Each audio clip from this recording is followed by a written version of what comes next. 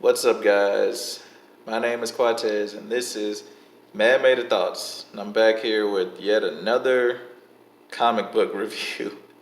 I know it sounds so bad the way I say it, but it's not. It's not. I promise.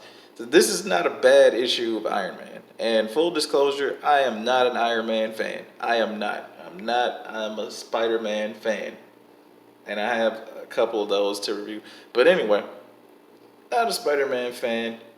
I mean, I'm not an Iron Man fan, but this was recommended when I went to the comic book shop. So, and like I said, when I was reading Absolute Carnage and I saw the inside cover, it's like that makes me want to go out and buy it. So I went out and bought it, and in case you want to know, yes, Captain Marvel is in this book, but she is not bad. It's not bad at all. This is not Captain Marvel's book. This is Iron Man's book, Tony Stark.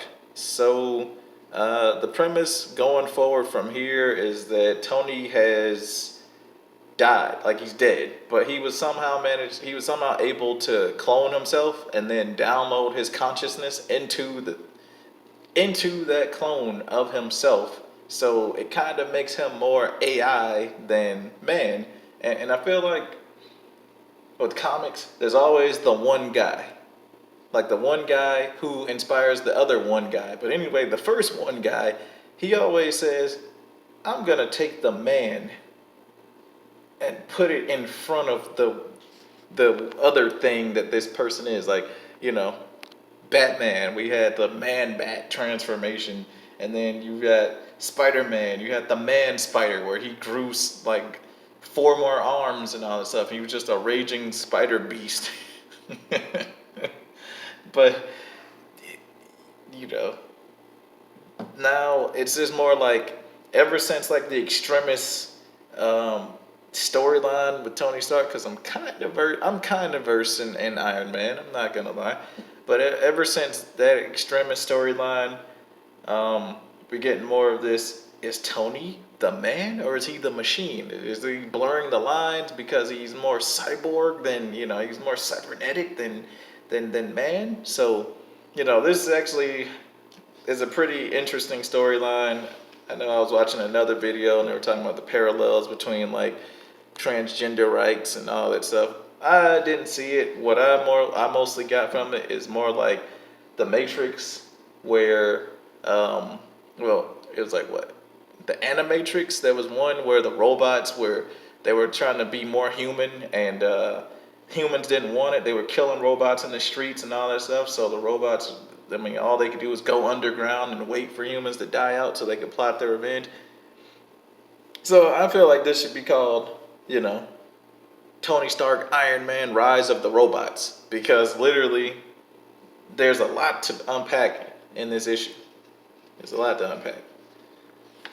So anyway, first of all, I don't think this art style fits this book. I don't. To me, an Iron Man book should be handled by somebody who's going to draw something ridiculously detailed, not cartoony. Not to say I'm not a fan of cartoony stuff, but the way this guy draws hologram Tony Stark, who is really filling you in as an unreliable narrator. Uh, he's drawn in a really feminine way. I mean, really feminine. I mean, check that out. The eyes that look like heavy eyeliner, the crazy arched eyebrows. The I know they're trying to make him out to be like rich playboy. It's just like some of his facial expressions are just ridiculously feminine. Like they're not like, I don't know. I don't know how to describe it, but it's more like he's too relaxed.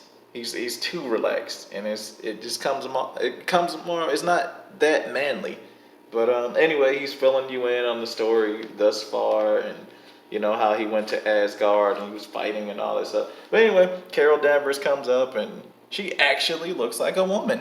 Like she has a womanly build. It's not overtly like like she's super curvy or anything, but she looks like a woman. She she looks like a woman with superpowers, and she talks like a woman that is not trying to just like be in control and be the boss. This is Tony Stark's book, like I said, and both of them. Apparently, Tony has fallen off the wagon, where that means for AA people that they decided to have a drink, and so Carol, I guess she struggles with drinking too, so she wants Tony to be her AA partner, but he's like, "Nah, I fell off the wagon. I can't be your partner because I would like a drink. I want to drink some more." And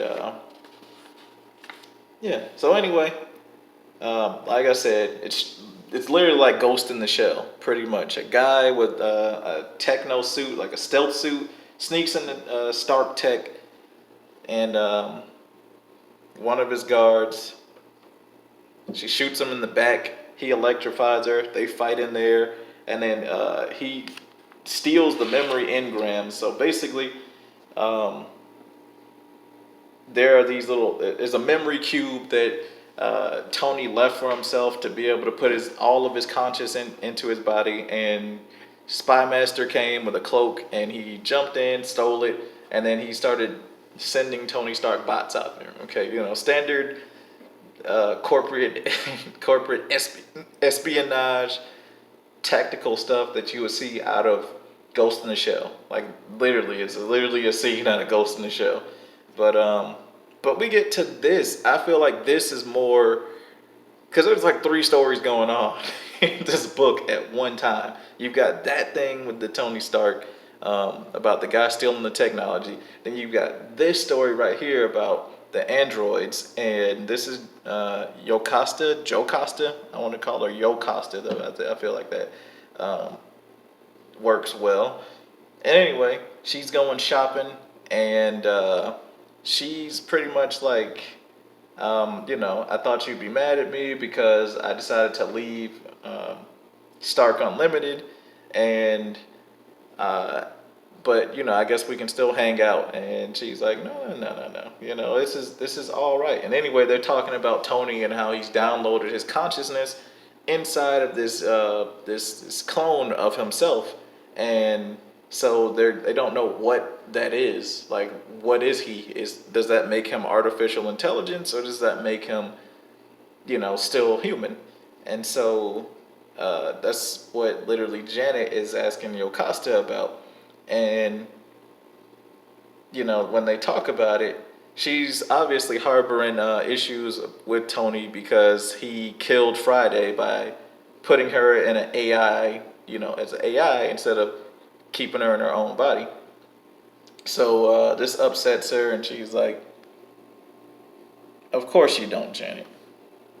You and your kind always have different moral standards for different beings."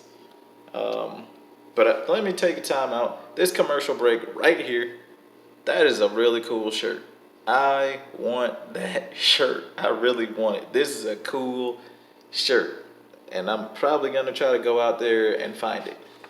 Anyway, then we get to the third story in this book, which is Arno Stark basically watching all the memory engrams of Tony, finding his parents' memories, and then, subsequently figuring out that he can reverse engineer them to download their consciousness into a memory cube, pretty much make a digital copy of memories and then put them where he wants to put them.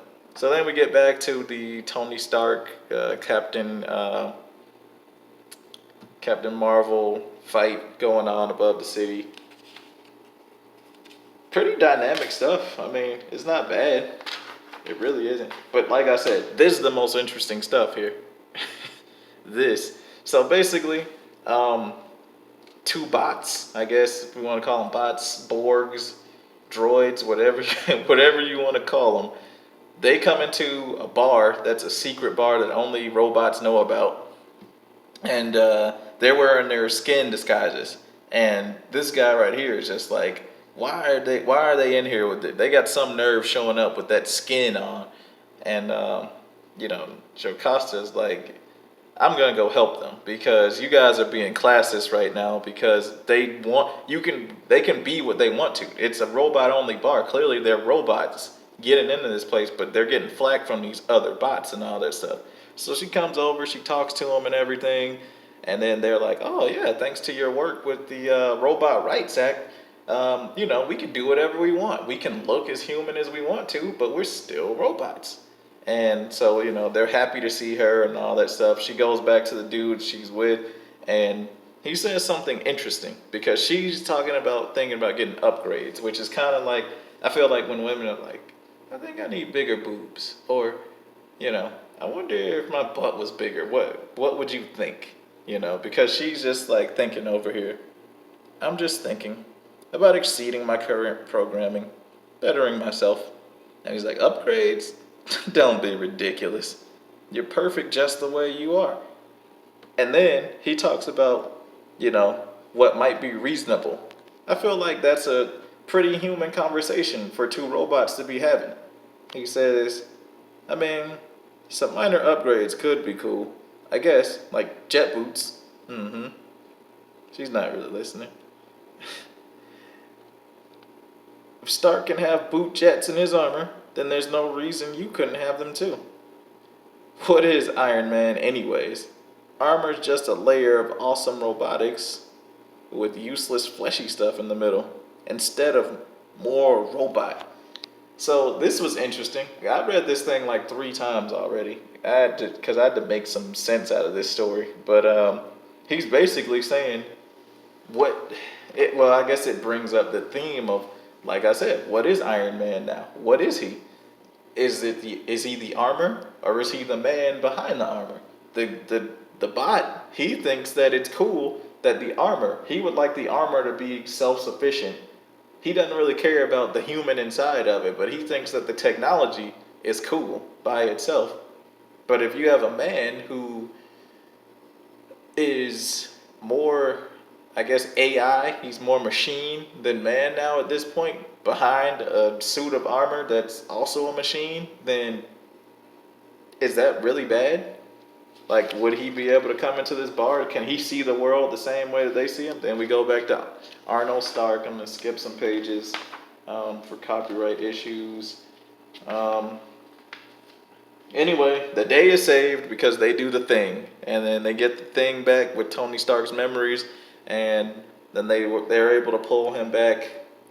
And like I said, Captain Marvel, she's woman shaped, and she looks like a woman. She's drawn like a woman. And, they even acknowledge the fact that she killed him by like punching a hole in his stomach and stuff. They acknowledge that. They have a little bit of fun with it. Some of the dialogue in here is a little bit, I didn't really care for a lot of it. Like maybe 90% of it. Like, it's just too snarky. It's way too snarky for me. But it's a solid story. It's fun. And then, boom, we go back to my favorite piece of this whole thing. So, Jocasta at the end goes to meet Arno. And Arno has this, like, sinister look on his face. Like, "You've come just to the right start." Like, I feel like if they made this into one of the movies that, maybe, see, I forgot his name. He was very good in True Blood. And I feel like he could play Arnold Stark. Alexander Skarsgård, yeah, him. He could play a convincing, not his brother, the one that plays in It, but, Alexander Skarsgård. But anyway, solid read from front to back. Beware, you may have to read this more than one time to actually pick up on things, but that's okay. That's okay. There's a lot to digest. It's literally a Ghost in the Shell story with a corporate espionage story, and then I don't know what the other story could be classified as besides a guy standing there, literally talking with his hands in his pockets the whole time.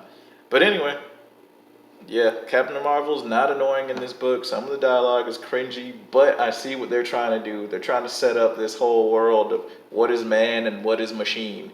And they're also trying to fight they're trying to fight about AI rights and, what quantifies what being a robot is and what is AI. But anyway, if you like the video, like, comment, share, subscribe, and yeah, I will see you guys later. So this is Cortez. Peace out. See you.